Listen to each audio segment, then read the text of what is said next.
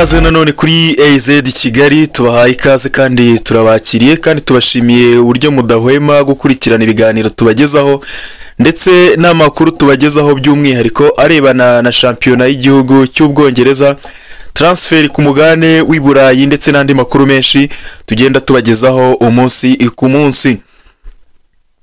Aka kanya rero turababwira yuko ekipe ya Chelsea yamaze gutangaza umukinnyi wita Dario Esugo. Uyu mukinnyi rero ni umukinnyi wo hagati mu kibuga wakinaga muri Portugal akinira mu ikipe ya Sporting. Chelsea rero ikaba yaramubonye imuguze miliyoni 22 z'amayero, ubwo no kuvuga miliyoni 18 z'amapaundi, miliyoni 18 n'igice z'amapaundi. Akaba ariyo rero mafaranga yaziyeho kugira ngo abe yaza mu ikipe ya Chelsea. Esugo uyu muhungu rero afite imyaka 20, ni umukinnyi ukiri mutoya, akaba yarakoze cyangwa se yarasinye amasezerano y'imyaka 7 mu ikipe ya Chelsea. Akaba rero kontra yiwe izarangira mu kwezi kwa gatandatu ku mwaka wa 2032. Hakaba harimo ariko muri kontra harimo yuko harimo clause yuko niyitwara neza niba ngombwa yuko azongererwaho umwaka, ubwo bikaba ngombwa ko kontra yiwe igira imyaka 8 ishobora kuzarangira mu mwaka wa 2033 mu kwezi kwa gatandatu k'uwo mwaka. Ubundi uyu Esugo reka tumunyuremo gatoya tumenye ni muntu ki, uburyo akina ku bantu batamuzi. Uno mwana ukiri mutoya w'umwirabura Umunyaportugal, abantu bamenye ngo ninde, aje gukora iki muri Chelsea, kubera iki bamuguze kandi bivugwa ko Chelsea ifite abakinnyi benshi. Ubundi uyu mutipe ni umudefenseri, aho bita aba defensive midfielder, ni umukinnyi wo hagati ariko ukina yugarira. Akabazwiho rero kuba afite imbaraga mu kibuga, mbese ni umukinnyi ufite imbaraga. Niba mubona uburyo Kayiseda akina, ni umukinnyi w'umunyembaraga cyane mu kibuga hagati. Noneho akunda kugira uruhare mu bijyanye no ibyo bita ball winning quality, kwa kundi kwambura umupira ariko mu buryo bw'ubwenge, muri iyo quality kwa kundi wabonaga bangoro Kante ba Busquets babikora mu buryo bworoshye. Uyu muhungu nawe ni copy paste yabo kabisa, mu buryo ikintu cyitwa kwambura umupira ni ikintu azi neza cyane kandi akagikora adakoze ikosa. Mu mbaraga ziwe afite kwambura umupira abikorana ubwenge. Ikindi kintu wamuvugaho uno muhungu bitewe n'ukuntu namurebye, nagerageje kureba video ziwe, agira ikintu cyitwa discipline tactique.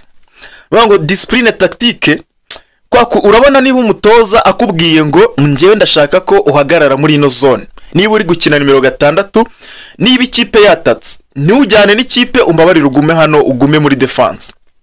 Uyu mutipe nyine agira discipline tactique, ntago ameze nka ba Joao Felix wa wundi ubwira ngo kina kuri 7 mu kanya ukamubona ari kwikinira ku 10, mu kanya amubwira ngo naze yatake, mu kanya ukamubona yagiye kudefanda. Urumva nyine agira discipline tactique, ni wa muntu nyine wumvira abatoza mu buryo ubwo ari bwo bwose. Uyu mutipe rero akaba yaratangiye gukina mu ikipe ya Sporting nkuru ubwo yari afite imyaka 16 yonyine. Ni umuntu wazamutse yakiri kare, ahita umukinnyi muto rero mwiza cyane muri no kipe ya Sporting. Ari mu bakinnyi bato bazamuwe na Sporting bakiri bato cyane, bitewe n'izo karite nari maze kukubwira nyine zituma rero akizamuka. Hari ukuntu umuntu bamuzamura mu ikipe ya mbere ariko kuyigumamo nabwo bikaba ikindi. Aribwo ejo bundi James Rees yaravuga ati twebwe muri Cobham iyo umukinnyi bamuzamuye muri ekipe ya mbere ati iba ari insinzi kuri academy yose, ariko kugenda ukagumayo nabyo ni ikindi. Uyu rero ku myaka 16 yarazamutse ahita naguma mu ikipe nkuru ntiyongera gusubirayo. Gusa mu mwaka ino sezo bigeze kumutiza muri Las Palmas muri La Liga, baramutije aragenda akina y'imikino 27, aza no gutsinda igitego kimwe. Urumva nyine ni umudefenseri, ni nk'umudefenseri yatsinze igitego kimwe rero mu mikino 27. Ino sezo yose yarayimaze ari ntizanye muri Las Palmas. Ubwo rero urumva ni umukinnyi tavuga niba ashobora kugenda agakina imikino 27 abanzamo, urumva ibyayo byose ni umukinnyi mwiza, azajya aze muri Chelsea.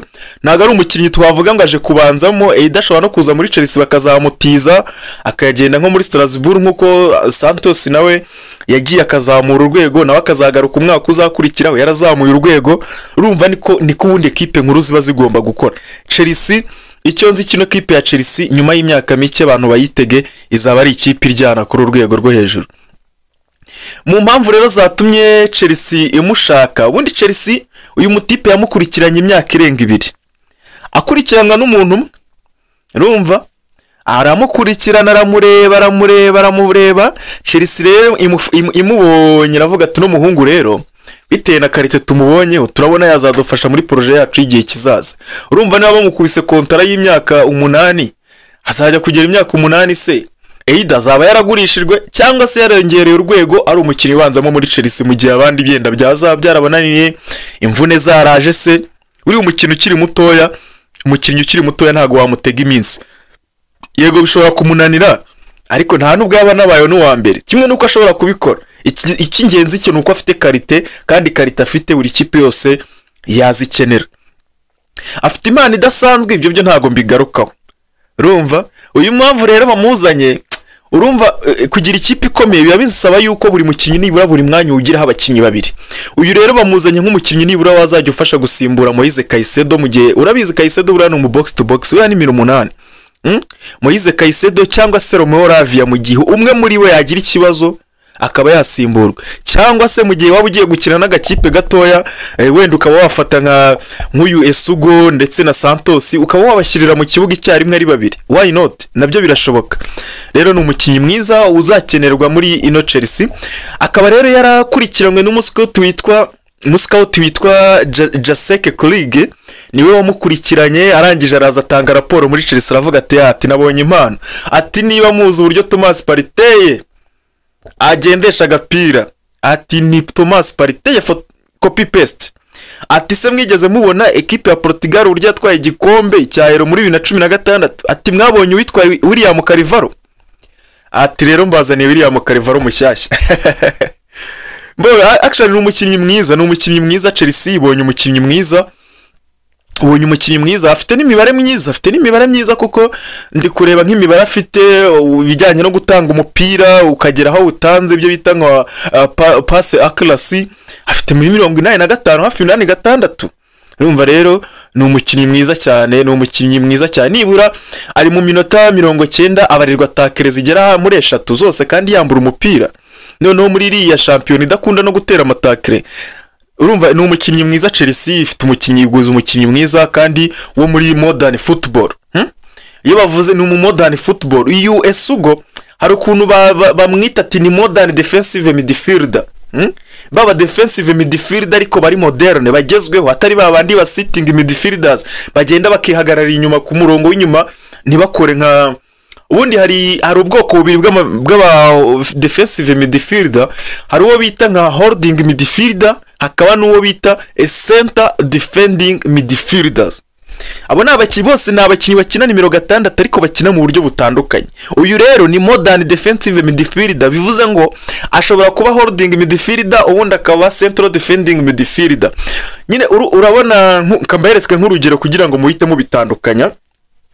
Iyo mvuze holding midfielder, urabona ukuntu Rodri akina muri Man City, urabona ukuntu Jorginho yakinaga muri Chelsea, urabona ukuntu Busquets yakinaga muri Barcelona. Bariya rero no bita aba holding midfielder. Noneho nujya kuri central defending midfielder, ndahita nkuhereza urugero rw'umuntu bita central defending midfielder, urebe nka Casemiro.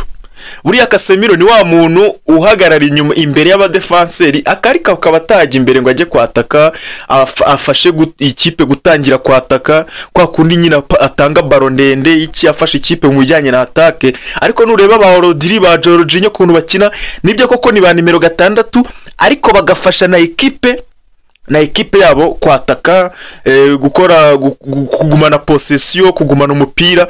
Uyu rero noneho byose ashobora kubikorera icyarimwe. Urumva ashobora kumenya kudefanda zone yiwe, akanamenya no gufasha ikipe gutangira gukora possession, kugumana umupira. Ibyo byose akabikora kandi akabikora neza. Bivuze ko afite karite zo kuba yanakina na nimero 8 box to box midfielders. urumva rero ni karite kabisa afite n'umuhungu, icyo nzi cyo azavamo umukinnyi mwiza w'ahazaza ha Chelsea. Mu kanya gato ndaje rero tuvuge no ku yandi makuru ari kujya imbere by'umwihariko hano mu Rwanda muri APR ndetse no muri Rayon Sport.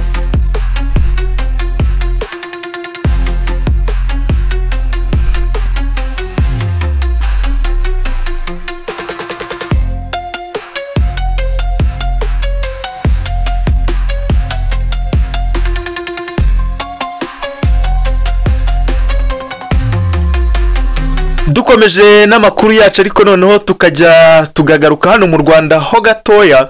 Hari amakuru amaze iminsi mu itangazamakuru ry'inaha iwacu avuga yuko hari ibiganiro biri hagati y'uwitwa Muhire Keve ndetse na APR FC.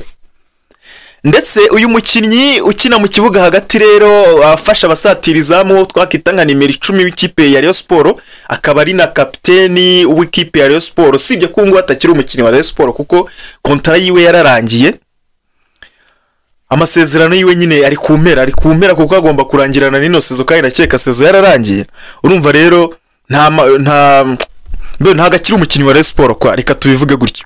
Ubuyobozi bwa APR FC rero hari icyo bwatangaje, bwavuze ko butigeze na rimwe bwifuza kuba bwagirana ibiganiro na kapiteni wa Rayon Sport uwitwa Muhire Keve, ndetse butazi n'abavuga ibi bintu ntago bazi ngo babikura hehe, kuko ntago bigeze batekereza ko Muhire Keve ashobora gukinira equipe ya APR FC. Uyu mugabo rero yavuze ati nibivuga ati biriya bintu ni ibintu bivuga n'abantu tutazi aho babikura, ati ibyo rwose ntabyo twigeze tuvuga, nta nubwo tugiye tugaragaza n'ubushake bwo kuba twamushaka. Ariko burya ntandura ivugira hanze ubusa, ibi byose bifite ahantu biva, kuko Muhire Keve akunze kugenda abwira inshuti ze ko nubwo yavuze kenshi ko akunda ikipe ya Rayon Sport, ariko n'ikipe ya APR FC iramutse imwegereye rwose atatekereza kabiri yahita ajya kuyikinira. Niba rero ubwiye umuntu umwe, babiri, batatu, bane ko wakemerera gukina ikipe ya APR FC, biba bivuze ko umeze nk'uri kwigurisha muri iyo kipe. Noneho mu kiganiro yigeze kugirana n'intuza na YouTube n'ikinyamakuru cyitwa Kigali Active Media, mu magambo yengeye gusubiramo amagambo ye Muhire Keve yivugiye, yaravuze ati hari abambonye, hari abanyifuza mu makipe yabo, ati jewe mfite imbaraga, mu gihe hari ahandi bankenera nagenda. Ati rero ngiye ntandukanye na Rayon Sport ntacyo nakwicuza rwose. Ati nyuma yo kumenya umwanzuro wayo nibwo nzatangaza ibindi byose bizakurikiraho. Kugeza ubu ntaramenya niba Rayon Sport ifite gahunda yo kumwongerera amasezerano, ntaranamenya niba ifite gahunda yo kumugumana. Ariko waravuga yuko APR iramutse ikomanze gato kiyasi yahita agenda, kuko we rwose ari tayari gukinira mu ikipe ya APR. Nubwo yavuze ko akunda Rayon Sport ariko na APR avuga ko yayikenera. Ati rero yarakomeje aravuga ati iyo ahantu uhita mu rugo bagomba kuguha agaciro, ariko mu gihe batagukeneye uratuza. Urumva? None se aho uvuga ko aho uvuga ko utazajya barakwegereye, abo ukorera ntibakwegereye, ubwo se ari wowe wabigenza ute uramutse uri umukozi? Atujya hari umugati. Urumva?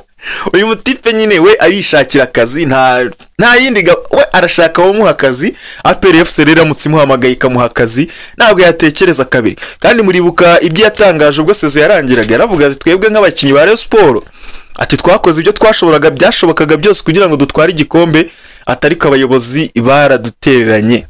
Ati urumva rero ko Keve rwose na Rayon Sport kuba bakomezanya ni ibintu bigoranye. Ariko andi makuru akavuga ko uwitwa Muhire Keve buriya nubwo avuga ibi ngibi kubijyanye na APR, buriya ngo ntagarajwe inshinga no gukina muri APR, ahubwo we mu bitekerezo bye ari gushakisha uburyo rwose yakibonera indi kipe iri hanze y'igihugu, akaba yakongera kisubira gukina hanze y'u Rwanda, nubwo rimwe na rimwe ajya agenda ntibimuhire.